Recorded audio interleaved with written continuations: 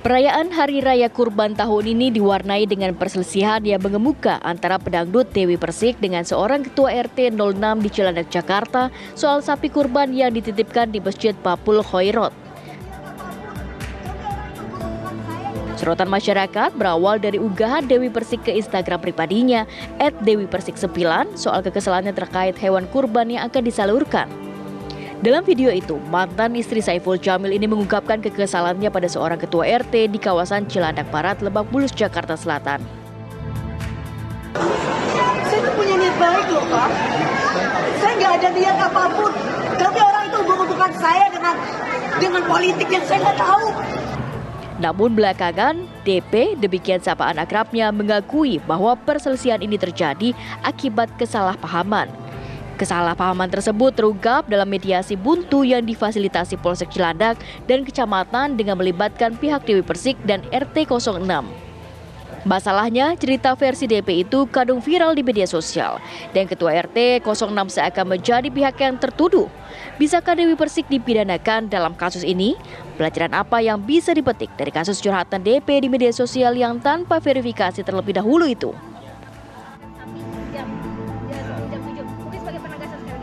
Dari Jakarta, Robin Freddy, TV1 mengabarkan.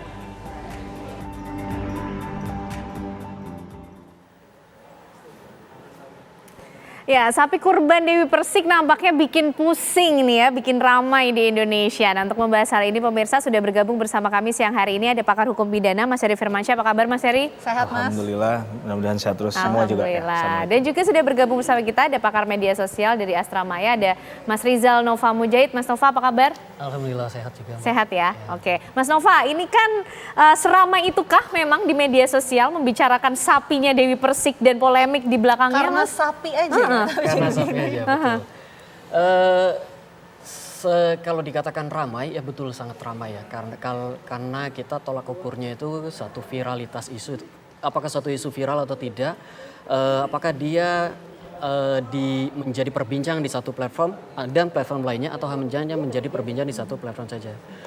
Ternyata untuk kasus sapi Mbak Dewi Persik ini yang awalnya di IG, kemudian dia masuk ke platform lain, ada di TikTok, ada di Twitter juga, dan sebagian Facebook juga cukup viral ya, cukup menjadi perbincangan di mana-mana.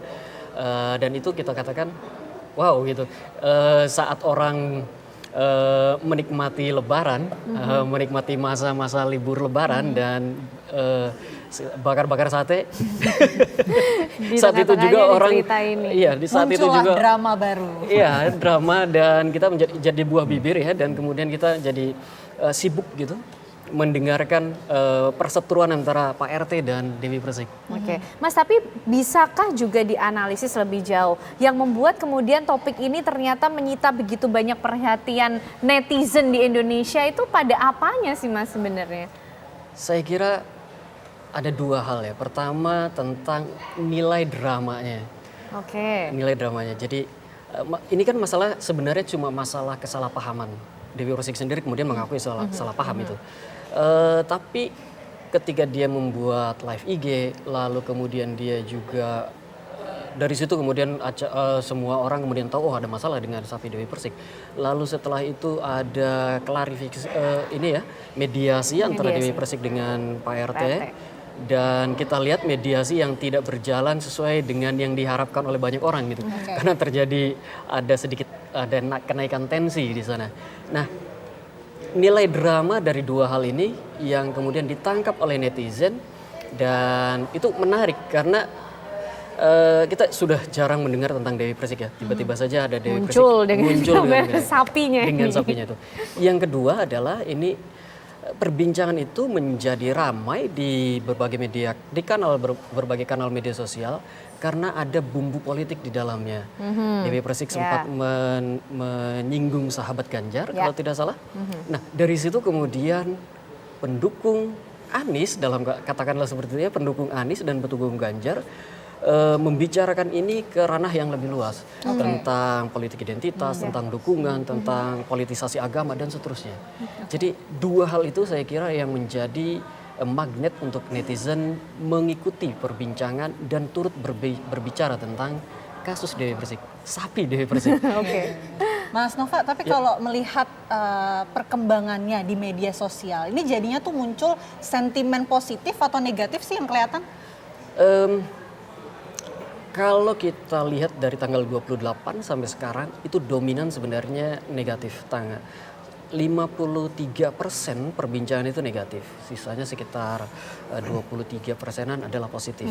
Negatifnya ke arah mana Mas? Merugikan Dewi Persiknya atau ke Pak RT-nya? Negatifnya itu ini hampir semuanya bisa dikatakan mencaci ya Dewi Persik, atau dengan kalau kita lebih haluskan kata-katanya mengingatkan Dewi Persik untuk pertama mengklarifikasi, yang kedua memverifikasi datanya, yang kedua lakukan klarifikasi, yang ketiga meminta maaf. Saya kira dan itu kalau lihat perbincangan ya, bagaimana cara netizen berbicara gitu, menyampaikan pendapatnya itu kan kasar sekali ya, banyak sekali yang berbicara kasar. Dan terutama mereka berbicara kasar karena ada nuansa politiknya itu lagi. Balik lagi ke situ. Karena Dewi Persik dianggap membawa ini jadi perbincangan politik, bukan murni tentang kurban.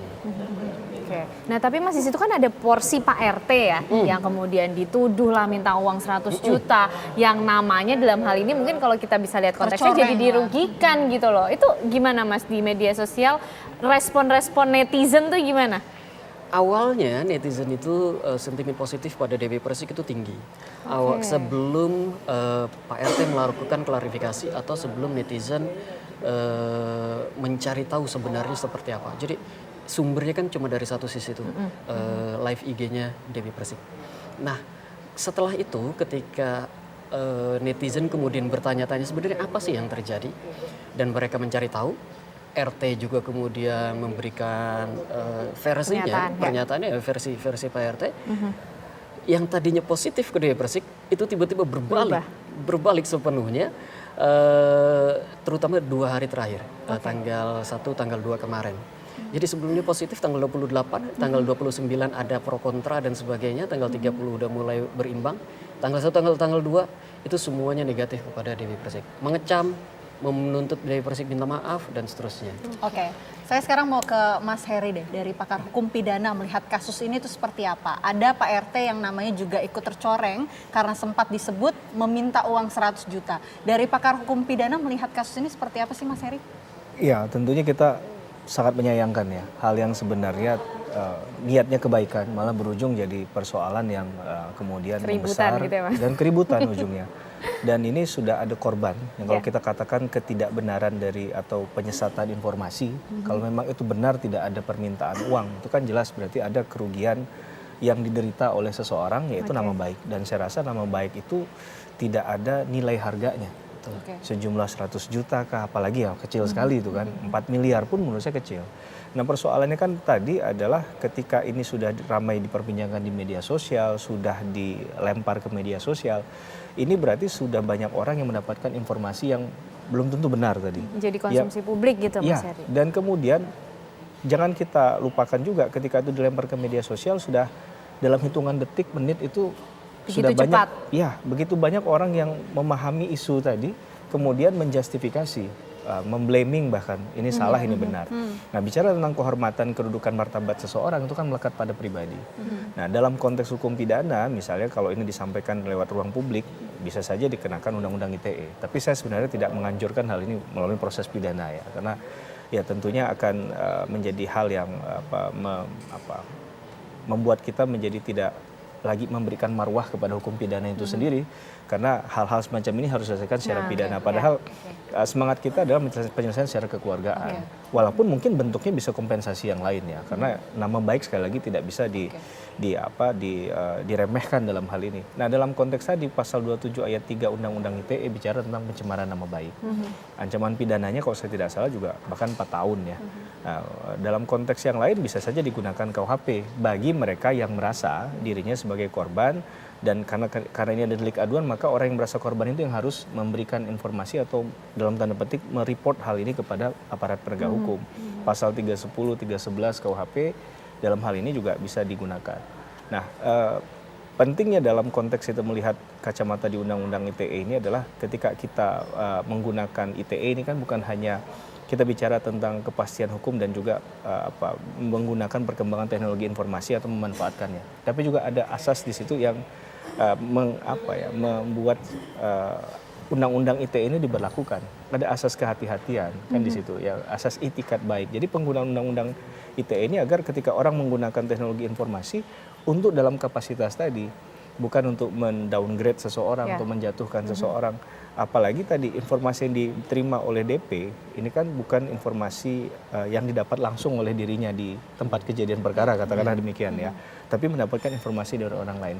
Nah, kita semua tahu bahwa informasi yang didapatkan lewat orang lain ini bisa saja sama, bisa mungkin dilebihkan sedikit atau dikurangi sedikit, yang maknanya bisa kemudian Berubah. sangat jauh berbeda. Nah, ini yang menurut kita perlu untuk kita sampaikan dalam kasusnya DP ya.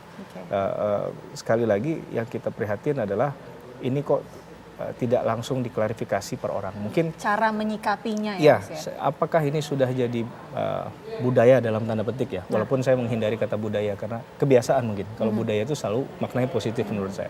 Ini makna yang menurut saya agak sedikit negatif ketika apa-apa pengen pertamax dulu, bahasa di pertamax gun gitu ya, pengen yang paling pertama, paling cepat menyampaikan sesuatu. Apalagi mungkin ini akhirnya dianggap sebagai satu sebenarnya kan aib seseorang dalam tanda petik ya. Nah, ini kan menurut saya harusnya sangat hati-hati untuk menyampaikan dan sangat yang paling baik adalah konfirmasi ke yang bersangkutan langsung. Nah, sebenarnya pun nggak perlu ada media begitu ya menurut saya. Kalaupun itu jadi dari konteks tadi ya ini untuk konsumsi pribadi. Tapi ketika kita bicara dalam konteks artis ya mungkin ya secara menyikapinya tadi. Dan sudah kadung berbeda. ya Mas ya, sudah terlanjur menjadi konsumsi publik. Termasuk nanti mungkin Mas Nova juga bisa menjawab sebenarnya culture-nya itu seperti apa di sosial media. Tapi usai jeda pemirsa, kami masih akan kembali hadir untuk Anda dengan perbincangan ini.